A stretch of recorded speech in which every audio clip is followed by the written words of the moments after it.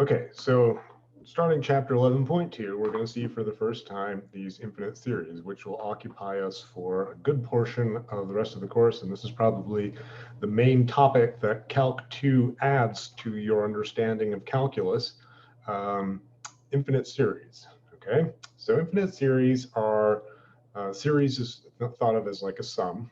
Okay, so for instance, this infinite summation right here, we could also refer to as an infinite series. And people have known for a long time that the infinite series, when you write them like this, if you are naive in your thinking, then it leads to contradictions quite easily. Okay, so for instance,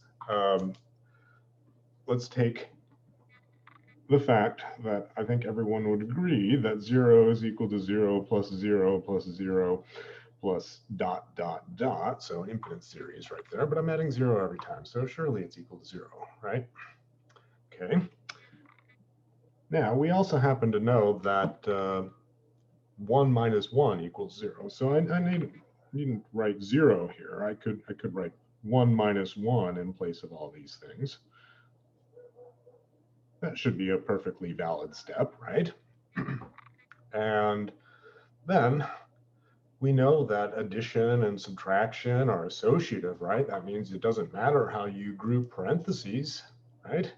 So how about instead of like grouping things like this, I scoot one over here and then group the second minus 1 with the next plus 1, and the next minus 1 with the next plus 1, and so on.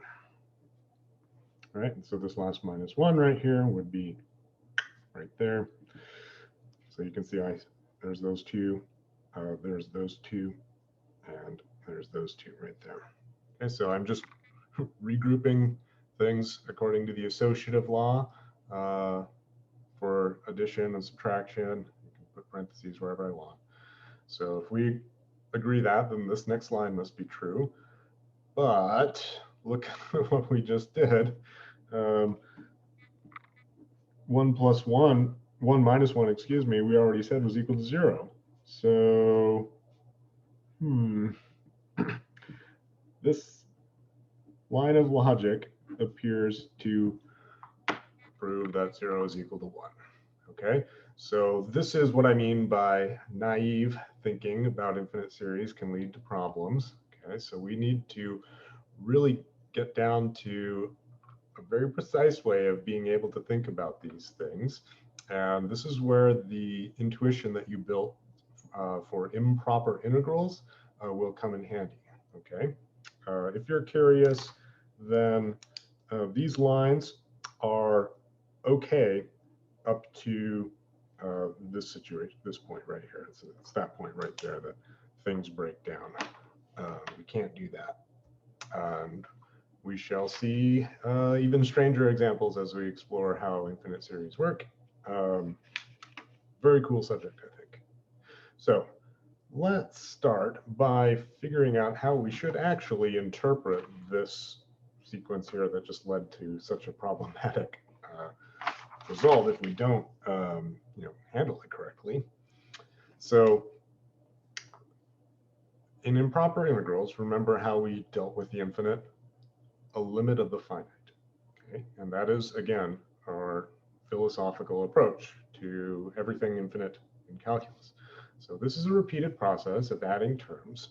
After each term is added, let's give it a name, we get a partial sum.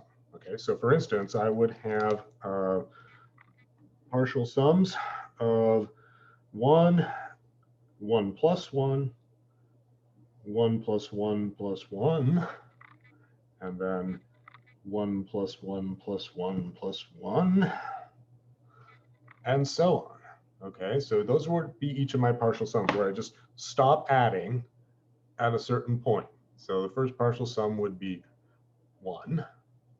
The next partial sum would be 1 plus 1. The next partial sum would be 1 plus 1 plus 1, and so on. This is the fourth partial sum. It would be a 4. If I simplify this thing, this is 1. This is a 2, right? And a 3. Maybe I can underline these things. This would be that guy right there. This guy would be that guy right there, and so on. Okay, so notice what that actually gets us. That gets us a sequence.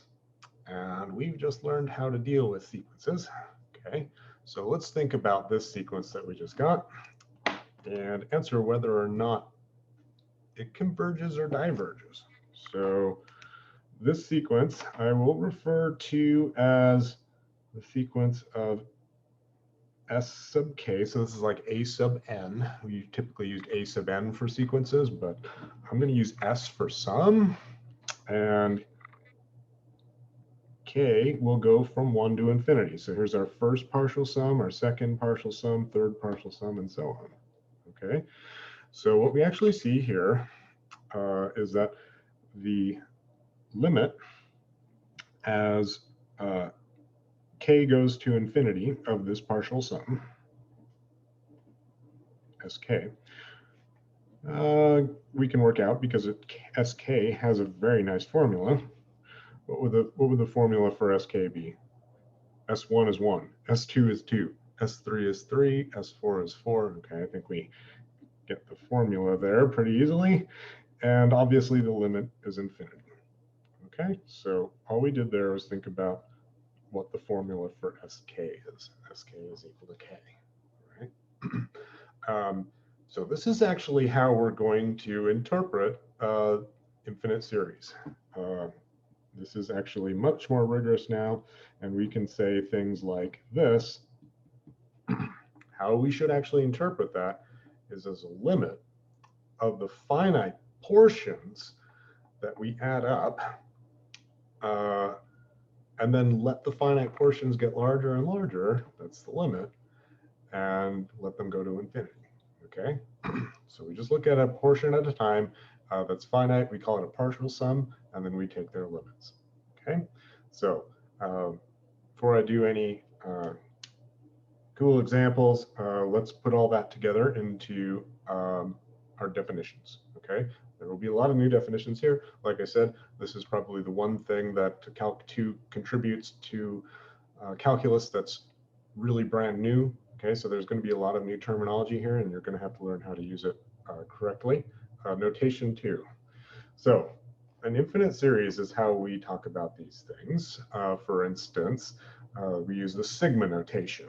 Okay, now if you've forgotten about sigma notation, then you should review it in the appendix of our textbook. You can also find a link on BBLearn. This is this infinite series if I were to write it out. So the sum, that's our sigma notation, from n equals 1 out to infinity of the value 1 over and over again, because that's what we're adding up over and over again, okay? And you can see, yeah, A1 in this case would be 1, A2 would be equal to 1, A3 would be equal to 1, and so on, okay? So these individual guys are called the terms, okay? The AN are the terms. So I'll put that right here, terms of the series. And this guy and this guy, where did those come from? Those are the partial sums, the SKs.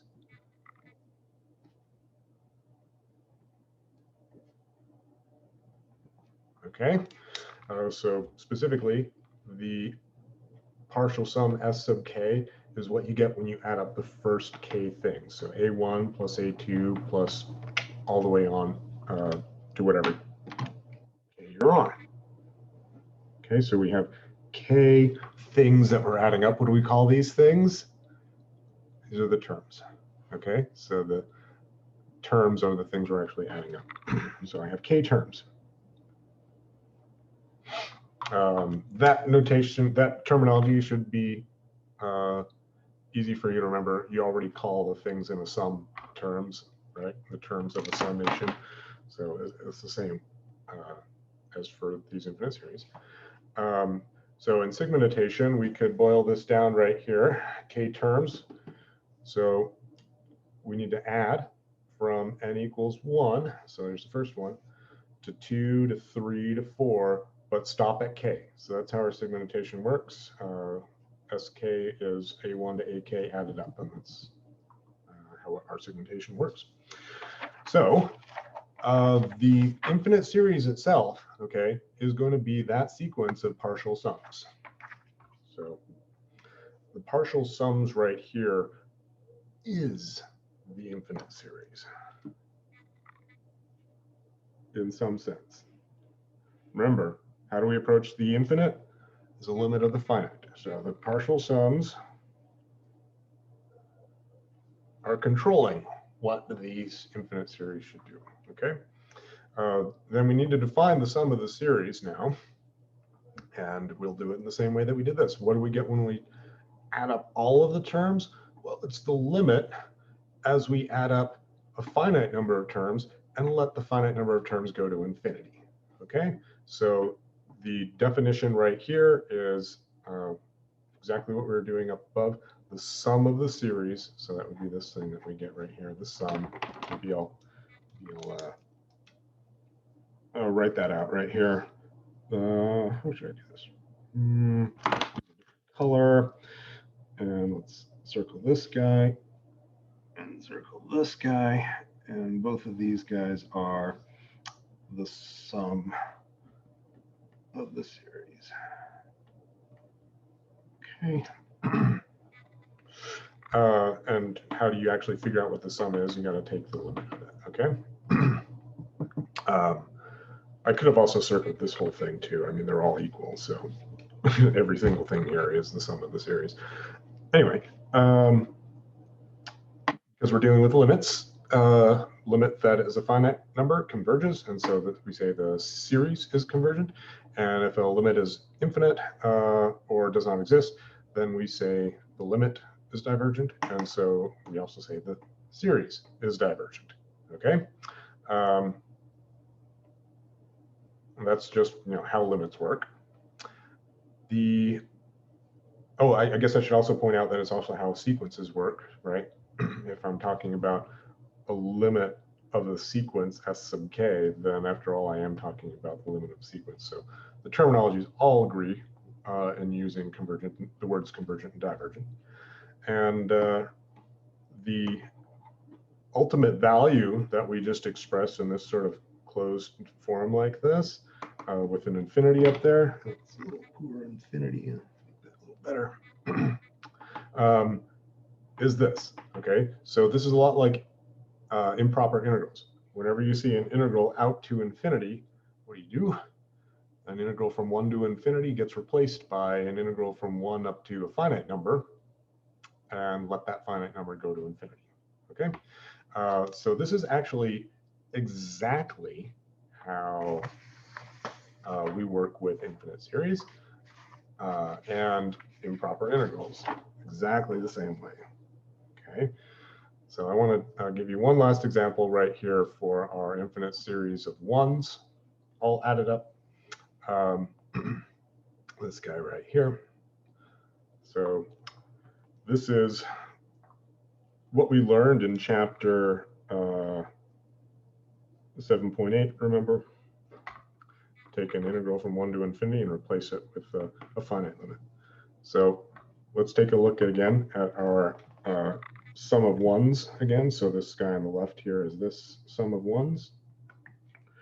Okay, 1 plus 1 plus 1 out to infinity.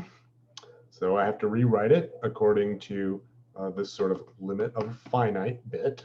Okay, so now I get rid of the infinity and I replace it by a finite number, k in this situation is what we use.